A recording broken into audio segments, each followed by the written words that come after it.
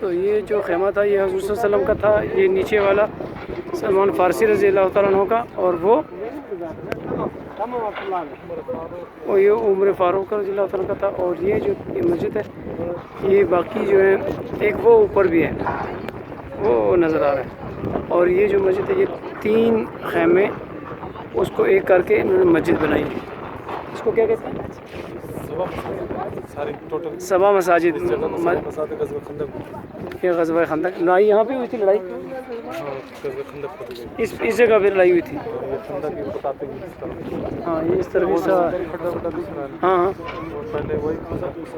وہ سامنے خندق آپ کو نظر آ تو گزرے گا، وہ خندق آپ کو نظر آ رہی ہے۔ یہ جو کھڈا ہے یہاں کھودی گئی تھی لڑائی کے لیے۔ اللہ آپ سب کے نصیب کریں یہاں پر آنے کے لیے، ہمارے لیے بھی دعا کر دیجیے گا، اور اللہ آپ کو لے کر آئے۔ جی ابھی ہم یہاں سے جا رہے ہیں،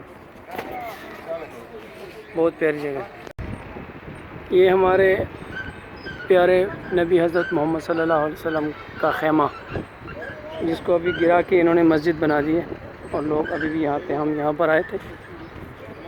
اور یہ غزوہ خندق کا میدان ہے، یہ دیکھیے یہ غزوہ خندق کا میدان ہے، وہ سامنے کھڈا۔ یہ 7 مساجد ہے یہاں پر ایک کر کے انہوں نے بنائی ہیں۔